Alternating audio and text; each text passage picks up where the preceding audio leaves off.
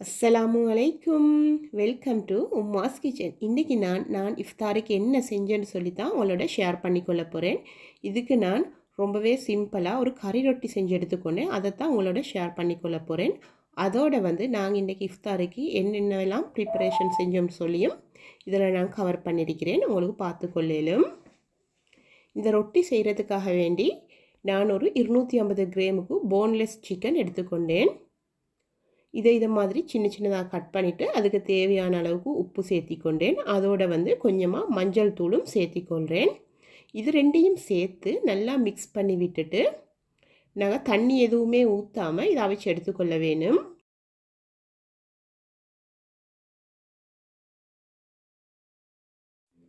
இந்த ரொட்டிக்கு ப்ரிப்பேர் பண்ண வேணும். அதுக்காக வேண்டி நான் 250 கிராமு கிட்ட எடுத்துக்கொண்டேன். இதுக்கு நாங்கள் மைதா அல்லது கோதுமை மா எதுவாக இருந்தாலும் சேர்த்திக்கொள்ளலும். அதோட தேவையான அளவுக்கு உப்பு சேர்த்திக்கொள்கிறேன். அதோட ஒரு முட்டை சேர்த்திக்கொள்ள வேணும்.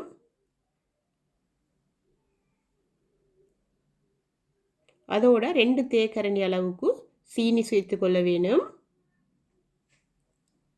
அதோட கொஞ்சமாக பட்டர். அதோட இந்த மாவு அடிக்கிறதுக்காக வேண்டி பால் சேர்த்திக்கொள்ள வேணும். பால் சேர்த்து செஞ்சால் தான் எங்களோட இந்த ரொட்டி ரொம்பவே டேஸ்ட்டாக இருக்கும். பால் இல்லைன்னு சொன்னால் தண்ணி ஊற்றியும் செய்யலும். நான் இதை அடிக்கிறதுக்கு தேவையான அளவுக்கு பாலை சேர்த்து நல்லா இந்த மாதிரி அடித்து எடுத்துக்கொண்டேன். மாவு அடிக்கிறதுக்கு பால் இந்த அளவுக்கு தான் ஊற்றணும்னு சொல்லி அளவெடுத்து ஊற்றலை. நான் ஒரு அண்ணளவாக ஊற்றி எடுத்துக்கொண்டேன். ஆல்ரெடி நான் பிளெண்ட் பண்ணின மாவை திருப்பொரு முறை விஸ்க வச்சு இதை மாதிரி அடித்து எடுத்துக்கொண்டேன். பாருங்கள், இந்த கன்சிஸ்டன்சி கொஞ்சம் திக்காக இருக்குது. அதால் இன்னும் கொஞ்சம் பாலை நான் எட் பண்ணி இதை மாதிரி இன்னொரு முறை மிக்ஸ் பண்ணி எடுத்துக்கொள்கிறேன். ரொம்பவுமே கட்டியாகவும் இருக்கக்கூடாது, அதே நேரம் ரொம்பவும் தண்ணியாகவும் இருக்கக்கூடாது. ஒரு சாதாரணமான பதத்துக்கு எங்களோட மாக்கலவை இருக்க வேணும். அதோடு நான் இந்த கறி செய்கிறதுக்காக வேண்டி உப்பு போட்டு கிழங்கையும் அவிச்சு எடுத்துக்கொண்டேன். அதை இதை மாதிரி ஸ்மெஷ் பண்ணி எடுத்துக்கொள்கிறேன். இப்போது இந்த கறி ஆக்கிறதுக்காக வேண்டி எண்ணெயை நல்லா கொதிக்க வச்சுட்டு வெங்காயம் கட் பண்ணி எடுத்துக்கொண்டேன். ஒரு மீடியம் சைஸில் ஒரு வெங்காயம், அதோட 2 பச்சை மிளகாவையும் கட் பண்ணி எடுத்துக்கொண்டேன். அதோட கருவேப்பிலையும் கொஞ்சம் எடுத்து அதையும் சின்னதாக கட் பண்ணி எடுத்துக்கொண்டேன்.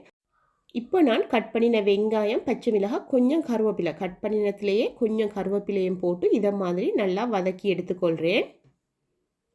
இது ஓரளவுக்கு வதங்கினதுக்கு பிறகு சீரகம் சேர்த்திக்கொள்ள வேணும். அதோட பெரும் சீரகம் ரெண்டும் சேர்த்திக்கொள்ள வேணும். சின்ன சீரகம், பெரும் சீரகம் ரெண்டும் சேர்த்து இதை மாதிரி வதக்கி எடுத்துக்கொள்ள வேணும்.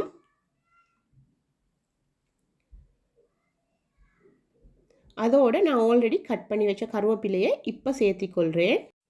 கருவேப்பிலையை நான் இப்போ சேர்த்தினதுக்கு காரணம் அப்போ தான் கறி நல்ல மணமாயிருக்கும். அதுக்காக வேண்டி தான் கொஞ்சம் வதங்கினதுக்கு பிறகு சேர்த்திக்கொண்டேன். அதோட இந்த கறிக்காக வேண்டி கொஞ்சம் மஞ்சள் தூள், எங்களோட காரத்துக்கு தேவையான அளவுக்கு மிளகாய் தூள், கறி பவுடர் எல்லாம் சேர்த்து இதை மாதிரி ஒரு முறை மிக்ஸ் பண்ணி எடுத்துக்கொள்கிறேன். ஆரம்பத்திலே நான் காட்டினேன் சிக்கனை நான் அவிச்சு எடுத்துக்கொள்கிறேன்னு சொல்லி. அந்த சிக்கனை இப்போ இதை மாதிரி சின்ன சின்னதாக பிச்சுட்டு இதில் சேர்த்திக்கொள்ள வேணும். இப்போது அதோடு இதுக்கு நான் லீக்ஸும் கொஞ்சமாக கட் பண்ணி எடுத்துக்கொண்டேன். பாருங்கள், இதை மாதிரி தான் அந்த லீக்ஸையும் இந்த சிக்கன் மிக்ஸோடு சேர்த்திக்கொள்கிறேன். அதோடு அவிச்சு ஸ்மெஷ் பண்ணி வச்ச பொட்டேட்டோவையும் இதோடு சேர்த்திக்கொள்கிறேன். எல்லாம் சேர்த்து இதை மாதிரி நல்லா பிரட்டி விட்டு எடுத்துக்கொள்ள வேணும்.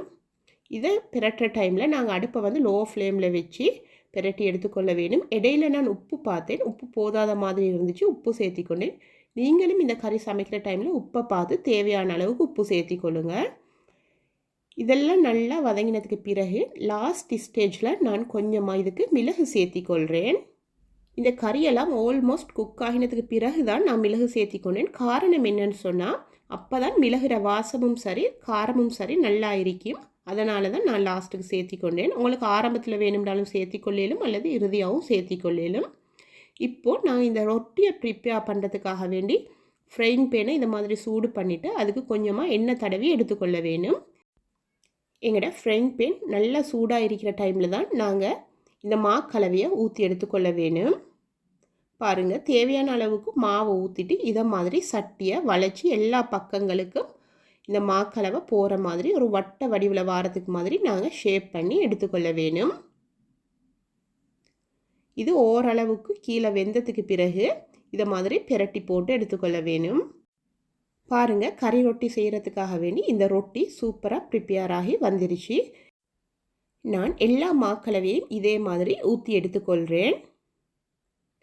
நாங்கள் மாக்கலவையெல்லாம் இதை மாதிரி ஊற்றி ரொட்டியாக செஞ்சு எடுத்துக்கொண்டு அதுக்கு கறியை வச்சு சுற்றி எடுத்துக்கொள்ளலும்.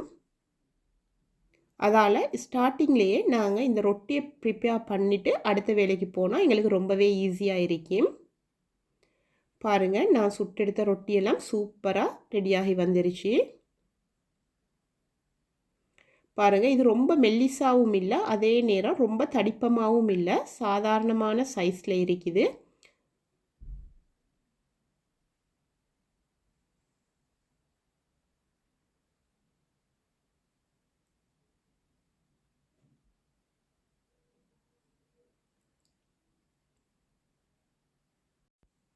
இப்போ இதை எங்களுக்கு எந்த ஷேப்பில் வேணும்னாலும் ஷேப் பண்ணி சுற்றி எடுத்துக்கொள்ளலும். நான் இதை வந்து சதுர வடிவிலையும் செவ்வக வடிவிலையும் தான் சுற்றி எடுத்துக்கொள்ள போகிறேன். சதுர வடிவில் நாங்கள் இதை செஞ்சு எடுத்துக்கொள்ள வேணும்னு சொன்னால் இதில் நடுவில் கறியை வச்சு சதுர வடிவில் மடித்து எடுத்துக்கொள்ள வேணும். நான் இதில் எப்படி செய்கிறேன்னு சொல்லி காட்டியிருக்கிறேன் பாருங்கள். நாங்கள் கறியை வைக்கிற டைமில் கொஞ்சம் ப்ரெஸ் பண்ணி விட்டுட்டு இதை மாதிரி ஷேப் பண்ணிவிட்டு செஞ்சு எடுத்துக்கொள்ள வேணும். இதை மாதிரி 4 ஓரங்களையும் மடித்து விட்டுட்டா சதுர வடிவு ரொம்பவே ஈஸியாக சூப்பராக வந்துடும்.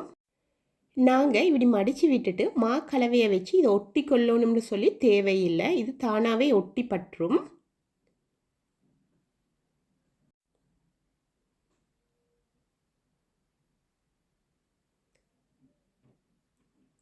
இது வந்து நான் செவ்வக வடிவில் இப்படி செய்கிறேன்னு சொல்லி உங்களோட ஷேர் பண்ணிக்கொள்கிறேன். பாருங்கள், உங்களுக்கு யூஸ்ஃபுல்லாக இருக்கும்னு சொல்லி நினைக்கிறேன்.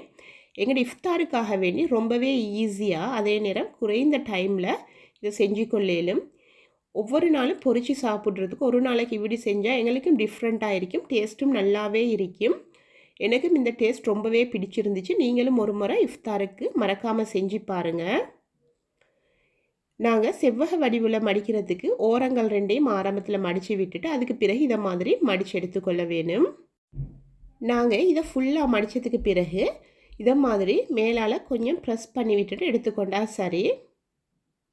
பாருங்கள், இதுவும் சூப்பராக ரெடி ஆகிருச்சு. இதை மாதிரி நான் எல்லாத்தையும் செவ்வக வடிவிலையும் சதுர வடிவிலையும் மடித்து எடுத்துக்கொண்டேன். உங்களுக்கு வேணும்னு சொன்னால் முக்கோண வடிவில் கூட செஞ்சு எடுத்துக்கொள்ளலும்.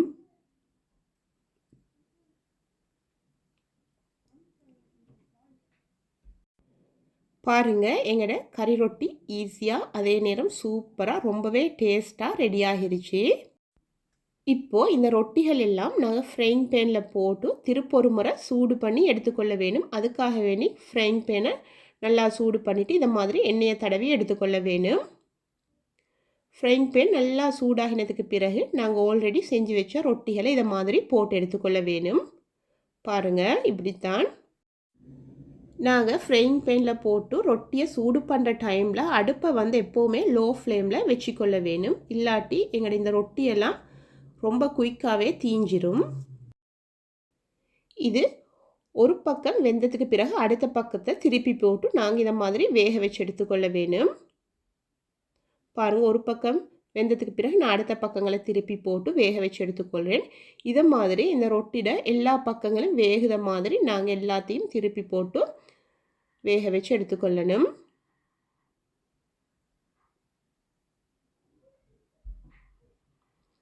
பாருங்கள், இந்த ஓரங்களையும் நான் இதை மாதிரி தான் வேக வச்சு எடுத்துக்கொள்கிறேன்.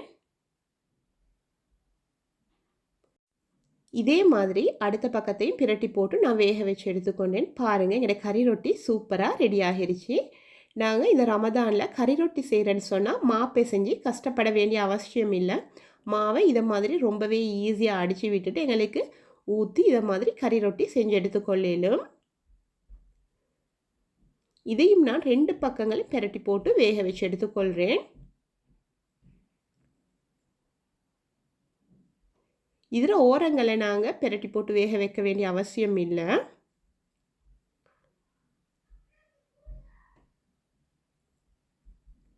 பாருங்கள், சதுர வடிவிலையும் செவ்வக வடிவிலே ரொம்பவே சூப்பராக, ரொம்பவே ஈஸியாக, ரொம்பவே டேஸ்ட்டாக எங்களோட கறி ரொட்டி இஃப்தாருக்காக வேண்டி ரெடி ஆகிருச்சு. நோம்பு திறந்துட்டு ஒரு ஜூஸ் குடித்தா தான் நல்லா இருக்கும். அதுக்காக வேண்டி நான் கிரேப்ஸ் வீட்டில் இருந்துச்சு, அதை வச்சே ஒரு ஜூஸ் மேக் பண்ணலாம்னு சொல்லித்தான் கிரேப்ஸை நல்லா கழுவி விட்டுட்டு இதை மாதிரி ஒவ்வொரு கிரேப்ஸாக பிச்சு எடுத்துக்கொள்கிறேன். ரொம்பவே ஈஸி தான் இது செய்கிறது, ரொம்பவேலாம் கஷ்டமோ பெரிய ப்ரோசஸோ எதுவுமே இல்லை. நான் தேவையான அளவுக்கு கிரேப்ஸை கழுவி விட்டுட்டு இதை மாதிரி பிச்சு எடுத்துக்கொண்டு மிக்சி ஜாரில் போட்டு அதுக்கு தேவையான அளவுக்கு தண்ணியை ஊற்றி கொண்டேன். அதோடு தேவையான அளவுக்கு சுகரையும் சேர்த்திக்கொள்கிறேன். நான் இதுக்கு சேர்த்திக்கிறது ப்ரௌன் சுகர், ஒயிட் சுகர் வேணும்னா கூட உங்களுக்கு சேர்த்திக்கொள்ளும். எல்லாம் சேர்த்து இதை மாதிரி நல்லா அடித்து எடுத்துக்கொள்கிறேன். எங்களுக்கு இந்த கிரேப்ஸ் ஜூஸ் செய்கிறதுக்காக வேண்டி நாங்கள் தண்ணி எட் பண்ணாமல் கூட செய்யலும். வெறும் கிரேப்ஸை மட்டும் போட்டு அடித்து இதை மாதிரி எடுத்து வடித்து எடுத்துக்கொள்ளும். நான் அடித்த கிரேப்ஸ் ஜூஸை இதை மாதிரி ஒரு வடியை வச்சு நல்லா வடித்து எடுத்துக்கொள்கிறேன்.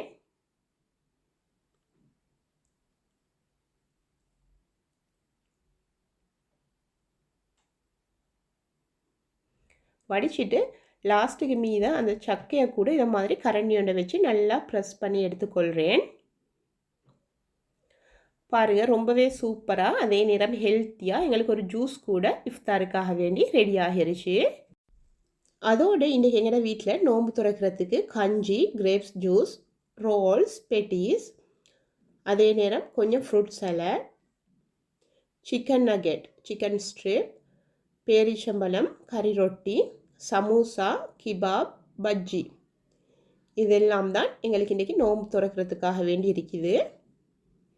இன்றைக்கி நான் உங்களோட ஷேர் பண்ணிக்கொண்ட இந்த ரெசிபி உங்களுக்கு யூஸ்ஃபுல்லாக இருந்தால், அதே நேரம் இன்ட்ரெஸ்டிங்காக இருந்தால் மறக்காமல் லைக் பண்ணி சப்ஸ்கிரைப் பண்ணிக்கொள்ளுங்கள். அப்போ தான் நான் போடுற வீடியோக்கள் எல்லாம் உங்களுக்கு வரும். இன்ஷா அல்லாஹ் இதே மாதிரி இன்னொரு வீடியோவில் சந்திக்கலாம். அஸ்ஸலாமு அலைக்கும்.